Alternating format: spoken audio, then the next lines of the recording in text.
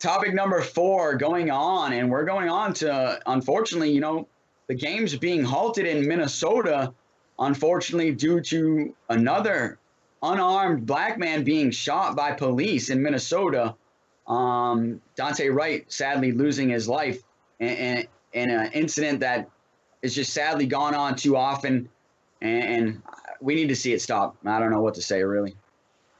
Yeah, unfortunately, we're just getting used to this, which is, it's almost like school shootings. It's getting to the point where, we're like, oh, another one, and I'm sure a lot of, the NBA has always been the league that's really, come to the forefront on this because of the amount of African-American players who are in the NBA, especially the superstars. It's LeBron, it's, Giannis, it's, the Celtics. We've heard a lot from Jason Tatum, and especially Jaylen Brown. Very smart guy, very politically savvy and active in the community. And, you could see it on Doc Rivers' face, on, I think it was Monday night when everybody kind of started commenting on it because the incident happened on Sunday.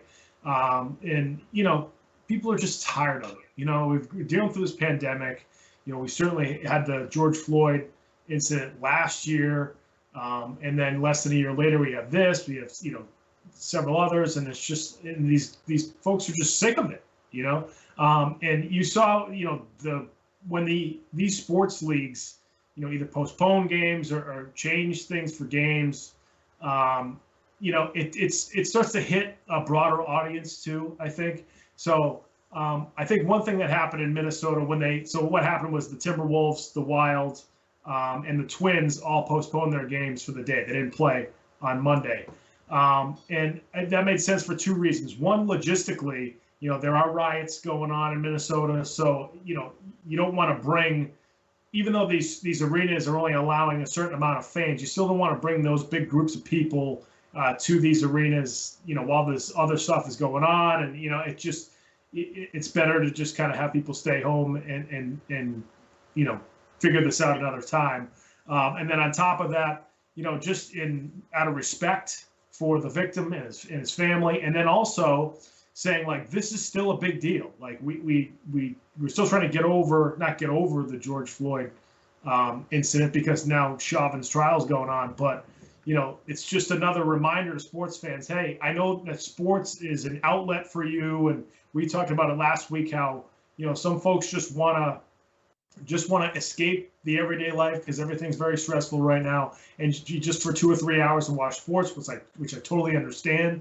But sports is such an integral part of our society now that sports is going to have an effect on these types of issues. So, when the 3 sports teams in Minnesota postponed their games, I think, again, it brought more attention to what happened, and you're seeing what sports can do in these types of situations that happen in our society. Sports can have a big impact, and we saw it on Monday.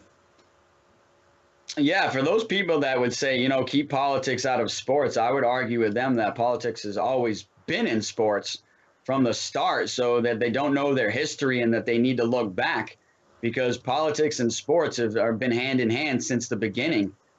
Sports are global, politics are global, human rights issues are global. And so that's just how it is. And you have athletes that'll stand up and use their platform to speak on it. And I certainly appreciate it. And we've seen all athletes from LeBron James to Lewis Hamilton speaking up this year. And hopefully some more will be speaking up. But I think it's just one of those things where, sadly, yeah, we've seen it happen too often, and it needs to stop. And I was talking the other day about how I support police, and I'm a huge supporter of the police. But I'm a huge supporter of police reform at this point as well. And I think something needs to change, and something needs to be done now at this point to make sure that this doesn't happen anymore. But I think I saw on the Twitterverse, as I call it, the Twitterverse today, that we were talking, people were reminding us that, in 1992, when there were the 92 LA riots, that, sports didn't really respond at that point. Sports really didn't blink an eye and kind of kept things rolling in response to, police brutality in 1992. But now we're seeing here in 2020 and 2021 that the sports world has changed a lot. and it's now reacting, and you're seeing athletes speaking up, and you're seeing games be postponed or even canceled. And that's in direct response to some of these things that are happening in our community. And we've always said that, you know, sports is a huge part of the community and it's a huge part of our lives. So, you know, we have to have responses from sports when certain things like this happen. And I know so many people don't like it, but it's just one of those things where you've got to understand it's going to happen. Unfortunately, like some of these incidents will happen.